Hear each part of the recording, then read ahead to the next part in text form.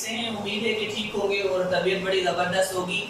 आज हमने जिस चीज़ के बारे में पढ़ना है वो है हमारे पास सरफेस टेंशन। तो आ जाते हैं जी, हमारे पास सरफेस टेंशन क्या होती है। तो ये दो वर्ड हैं जो आप अक्सर करके सुनते हुए आ रहे हैं। एक है हमारे पास सरफेस और दूसरा जो वर्ड हमारे पास है उसे कहते हैं टेंशन। तो सरफेस का मतलब होता है वो चीज जो बिल्कुल किसी की ऊपर वाली सतह हो, उसे सरफेस कहा जाता है। टेंशन का मतलब होता है खिंचाव। ठीक है जी, तो ये एक चीज तो हमारे पास हो गई जिसे कहते हैं खिंचाव, और एक चीज हमारे पास हो गई जिसे कहते हैं सरफेस। यहाँ पर आ जाते हैं, ये हमारे पास एक सिंपल सा कोई बीकर है। ठीक है जी, ये जो हमारे पास बीकर मौजूद है, अब इस बीकर के अंदर हमने कोई सॉल्यूशन लिया हुआ है। अब वो जो सॉल्यूशन है उस सॉल्यूशन का एक सरफेस होगा, यानी ये जो ऊपर वाला हिस्सा होगा इसे हम लोग क्या कहते हैं? सरफेस कहते हैं। और अब इस सरफेस के अंदर एक टेंशन होगी, उसे हम लोग क्या कहेंगे? टेंशन। तो ये दो वर्ड है हमारे पास, एक सरफेस, एक टेंशन। एक खिंचाव होगा जिसे हम टेंशन कहते हैं, और जो उस लिक्विड का ऊपर वाला हिस्सा होता है उसे सरफेस कहते हैं।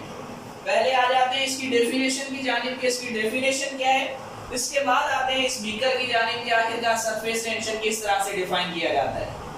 तो जो पहली और सिंपल डेफिनेशन है हमारे पास वो क्या है? Force per unit length. ठीक है जी, इसे एक्सप्लेन करेंगे कि ये डेफिनेशन कैसे होती है। तो पहली है हमारे पास फोर्स पर यूनिट लेंथ। ठीक है जी, फोर्स पर यूनिट लेंथ। और जो दूसरी हमारे पास इसकी सिंपल सी डेफिनेशन होती है वो क्या होती है? Energy per unit area. Energy per unit, बात एक ही हो रही है, एनर्जी पर यूनिट एरिया। जो तीसरी हमारे पास इसकी सिंपल डेफिनेशन होती है, surface is the interface between liquid and air. Air या कोई भी मीडियम हमारे पास, surface is the interface between liquid and air।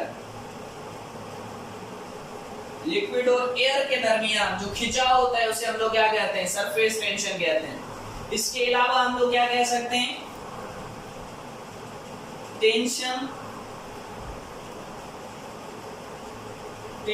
between two phases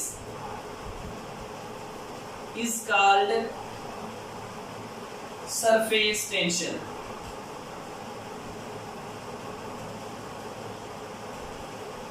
अब देखते हैं ये सरफेस टेंशन हमारे पास क्या है, आखिरकार ये किस बला का नाम है। तो जो भी हमारे पास कोई बीकर हो, ठीक है नहीं, कोई भी हमारे पास बीकर हो, मिसाल के तौर पर ये एक बीकर है, आपके इल्म में होना चाहिए जो बीकर हमारे पास मौजूद है इसके जो ऊपर वाले मॉलिक्यूल हों, ये एक दरमियान वाले होंगे और एक इसके बिल्कुल एंड वाले होंगे। मैंने बीकर को तीन हिस्सों में डिवाइड किया है। ये हमारे पास पार्ट 1 है जो बिल्कुल इसका ऊपर वाला सतह है, और जो दूसरा हमारे पास पार्ट 2 है, और तीसरा हमारे पास पार्ट 3 है। जो पार्ट 1 होगा इसके अंदर काइनेटिक एनर्जी हाई होगी, चाहे कोई भी हमारे पास सॉल्यूशन हो। जो पार्ट 2 होगा इसके अंदर काइनेटिक एनर्जी हमारे पास मीडियम होगी, और जो हमारे पास पार्ट 3 होगा इसके अंदर काइनेटिक एनर्जी लो होगी। काइनेटिक एनर्जी क्या होती है? फ्लो ऑफ पार्टिकल्स, वो एनर्जी जो किसी फ्लो होने वाली कंटिन्यूस मोशन के अंदर जो चीज होती है उसके अंदर पाई जाती है, उसे काइनेटिक एनर्जी कहते हैं। मैंने इस बीकर को तीन हिस्सों में डिवाइड किया है, एक पार्ट 1, पार्ट 2 एंड पार्ट 3। मैंने कहा जो ऊपर वाला हिस्सा होगा यानी कि ये, इसके अंदर मैंने कहा कि सबसे ज्यादा काइनेटिक एनर्जी होगी, यानी कि इसके मॉलिक्यूल बहुत ज्यादा फ्लो में होंगे। वजह क्या है कि इसके अंदर टेंशन होगी, खिंचाव होगा। अब वो खिंचाव कौन सा होगा? आपको पता है कि ये जो ऊपर वाले मॉलिक्यूल हैं ये किसके हैं? ये एयर के हैं। और ये जो नीचे वाले मॉलिक्यूल हैं ये किसके हैं? ये लिक्विड के हैं। ये एयर के मॉलिक्यूल थे और ये किसके मॉलिक्यूल हैं? लिक्विड के हैं। तो जो एयर के मॉलिक्यूल होते हैं इनमें काइनेटिक एनर्जी क्या होती है, हाई होती है। इसी तरह से जो लिक्विड के होते हैं इनके भी जो ऊपर वाले होते हैं उनमें हाई तो होती है, पर बनिस्बत इस एयर के बहुत ज्यादा कम होती है, क्योंकि एयर के पार्टिकल्स आपको पता है बहुत ज्यादा दूर दूर होते हैं due to high kinetic energy, पर लिक्विड के मॉलिक्यूल्स करीब करीब होते हैं। तो अब जब ये मॉलिक्यूल क्या कोशिश कर रहे होते हैं, ये मॉलिक्यूल कोशिश कर रहे होते हैं कि हमारे अंदर भी इतनी काइनेटिक एनर्जी हो जितनी बाहर एयर के मॉलिक्यूल्स में मौजूद है।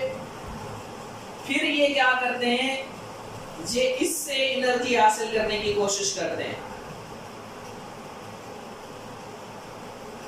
अब यहाँ पर दो तरह की एनर्जीज होती हैं, ये हमारे पास क्या होती है, हाई एनर्जी, और ये हमारे पास क्या होती है, लो एनर्जी।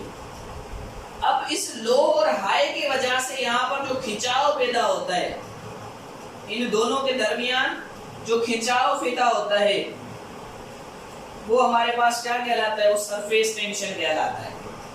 यानी कि अब ये क्या था हमारे पास, इसके अंदर लो है काइनेटिक एनर्जी और इस एयर में हाई है, तो ये मॉलिक्यूल हाई में जाना चाहते हैं, ये मॉलिक्यूल आजाद होके घूमना चाहते हैं तेजी के साथ, तो इस वजह से ये इसके साथ लिंक होंगे, और ये जो नीचे वाले होंगे, ये वाले मॉलिक्यूल जिनमें मीडियम काइनेटिक एनर्जी है, ये उनको पकड़ेंगे ताकि इनसे एनर्जी ले सकें। जो पार्ट 1 के मॉलिक्यूल होंगे ये पार्ट 2 वाले इनको पकड़ लेंगे, क्यों, ताकि हमें पार्ट 1 वालों एनर्जी दो। और फिर क्या होगा, और जो ऊपर वाले होंगे वो किसको खींच रहे होंगे, वो भी पार्ट 1 वालों को कि भाई हमसे एनर्जी लो और ऊपर आ जाओ। और ये बेचारे जो पार्ट 1 वाले होंगे वो खिंचाव में होंगे, ना इस तरफ जा सकेंगे ना उस तरफ जा सकेंगे। तो ये वाली पोजीशन हमारे पास क्या कहलाएगी, ये कहलाएगी surface tension. The force between liquid and surface or tension between the surface molecules is called surface tension। कि हमारे पास एक सिंपल सी सरफेस टेंशन का फेनोमेना है। अब सरफेस टेंशन में हम लोग एक और चीज पढ़ते हैं जिसे हम लोग क्या कहते हैं, कैपिलरी एक्शन। उसे हम लोग क्या कहते हैं, कैपिलरी एक्शन कहते हैं। भाई हमारे पास कैपिलरी एक्शन क्या है, अब जो कैपिलरी एक्शन होता है, आपने देखा होगा मुख्तलिफ सॉल्यूशन लोगे, आपको सॉल्यूशन दो तरह से दिखाई देंगे। कैसे, ये मैंने एक सॉल्यूशन लिया, इसके अंदर जब आप इस सॉल्यूशन को भरोगे तो क्या होगा, ये सॉल्यूशन कुछ यूं भरेगा, ठीक है जी। अब देखें ये ऐसे भरा है, ये यहां से ऐसे हो गया, और इस कोने से भी ये ऐसे हो जाएगा। कुछ सॉल्यूशन ऐसे होते हैं जो ऐसे हो जाते हैं। वजह क्या है, हम पीछे विस्कोसिटी पढ़ के आए, वहां पर क्या है कि वो चीजें जो एक दूसरे के साथ मिली हुई है ना, लिंक हैं, जो विस्कस हैं, तो इसी तरह से इनके विस्कोसिटी के अंदर, इनके अंदर कौन सी फोर्सेस ज्यादा होती है, इनमें एडहेसिव फोर्स होती है, एडहेसिव फोर्स। अब ये जो एडहेसिव फोर्स हमारे पास पाई जाती है कंटेनर और मॉलिक्यूल्स के दरमियान होती है। जब ये फोर्स स्ट्रांग होती है तो क्या हो जाता है, यहाँ पर कैपिलरी एक्शन हो जाता है। कैपिलरी एक्शन मतलब ये इस तरह से बन जाता है, इनका जो मिनस्कस पॉइंट होता है ये कुछ इस तरह से बन जाता है। वजह क्या है, ये बिल्कुल ऐसे सीधा होना चाहिए ना, ऐसे सीधा नहीं होता, ये ऐसे टेढ़ा बन जाता है। तो इसे क्या कहते हैं हम लोग, कैपिलरी एक्शन। वजह इसकी ये है कि इसके अंदर एडहेसिव फोर्स ज्यादा है। अच्छा, ये एक और तरह से भी होता है, वो कैसे होता है, ये हमारे पास एक और बीकर है, ये कभी कभार ऐसे हो जाता है, ऐसे, यानी कि आपको दिखाई देगा कि बीच में ये ज्यादा होता है। जैसे आप पानी का गिलास फुल भर दो ना, तो पानी बीच में ऊपर होता है, साइडों से नीचे होता है, पर गिर नहीं रहा होता, ठीक है जी। तो वो अभी हमारे पास क्या कहलाता है, सरफेस टेंशन की वजह से होता है। ये भी हमारे पास क्या है, कैपिलरी एक्शन है। और इसमें भाई कौन सी फोर्सेस हैं, इसके अंदर जो हमारे पास फोर्सेस हैं वो कौन सी हैं, कोहेसिव फोर्सेस, ठीक है जी। तो कोहेसिव फोर्सेस, ये मॉलिक्यूल्स की आपस में अट्रैक्शन है। अब इन मॉलिक्यूल्स ने एक दूसरे को खींच के रखा हुआ है, इस वजह से ये कंटेनर के साथ चिपकने के बजाय बीच में ये से खड़ा हो गया। क्यों? क्योंकि मॉलिक्यूल्स ने उसे क्या किया हुआ है, खींच के रखा हुआ है। जब मॉलिक्यूल्स खींच के रखेंगे तो ये केमिकल रिएक्शन इस तरह से होगा। जब हमारे पास वो जो वेसल मौजूद होगा, वो जो बर्तन मौजूद होगा, वो जब खींच के रखेगा तो वो हमारे पास जो बनेगा उस वक्त शेप उसका वो कुछ इस तरह से बनेगा। तो ये एडहेसिव फोर्स की वजह से बना है और ये कोहेसिव फोर्स की वजह से बना है। और दोनों के अंदर है क्या चीज, दोनों के अंदर केमिकल रिएक्शन हो रहा है, दोनों के अंदर फोर्सेस हैं, इस वजह से सरफेस टेंशन की वजह से। आपके इल्म में होगा हमारे पास जो नल होता है, ठीक है जी, जब इसमें से पानी गिर रहा होता है नीचे तो इसकी शक्ल कुछ ऐसी बन जाती है। ये गोल नहीं होता, ये शक्ल इसकी क्या हो जाती है, इस तरह की बन जाती है। और आपने देखा होगा कि कुछ ड्रॉप्स ऐसे होते हैं जो आगे बिल्कुल नल के मुंह के ऊपर चिपके हुए होते हैं।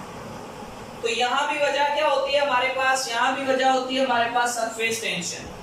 क्यों? क्योंकि यहाँ पर एक मॉलिक्यूल्स होते हैं जो नल के अंदर मौजूद होते हैं, उन्होंने किसे खींचा हुआ होता है, जो नीचे गिरने वाला मॉलिक्यूल होता है उसे खींच के रखते हैं, पर एक मखसूस टाइम तक खींच सकते हैं। जब वो ज्यादा बड़ा हो जाता है, आहिस्ता आहिस्ता मॉलिक्यूल मिल के तो वो नीचे गिर जाता है। इसकी ऐसी शक्ल क्यों बन जाती है, इसकी ऐसी शक्ल इस वजह से बन जाती है, इसे थोड़ा बड़ा करके बनाता हूँ इसे। अब इसके अंदर जो हमारे पास मॉलिक्यूल मौजूद होंगे, ये मॉलिक्यूल इसे ऐसे खींच रहे होते हैं। क्यों? क्योंकि इनके अंदर जब मॉलिक्यूल खींचते हैं तो कोहेसिव फोर्सेस ज्यादा होती हैं। जब ये मॉलिक्यूल्स इसे खींच रहे होते हैं तो इन्हें एक ग्रेविटी होती है जो नीचे की जानिब खींच रही होती है। इस वजह से इसकी जो शक्ल है, वैसे ही हकीकत में इसकी शक्ल ऐसे स्फेरिकल होती है, पर ग्रेविटी की वजह से इसकी शक्ल इस तरह की बन जाती है। तो कोहेसिव फोर्स क्या करती है, सरफेस टेंशन है जो वो इसे ऐसे मिला लेती है आपस में। इस वजह से ये कौन सी शक्ल का बन जाता है, इस वजह से स्फेरिकल बन जाता है। पर हमें ऐसा क्यों दिखाई देता है, ऐसा इस वजह से दिखाई देता है जब ग्रेविटी से नीचे की जानिब खींच रही होती है, तो ग्रेविटी के खींचने की वजह से इसकी शक्ल कुछ यूं बन जाती है इसे। ठीक है जी, वजह क्या है कि इसे ग्रेविटी नीचे की जानिब खींच रही होती है। तो ये हमारे पास एक सिंपल सी सरफेस टेंशन का फेनोमेना है। उम्मीद करते हैं आपको समझ में आया होगा। अगर कोई चीज इसमें समझ में ना आई हो तो पूछ लीजिएगा, बड़ा आसान सा टॉपिक है। तब तक के लिए सदा सुभागवती। Thank you.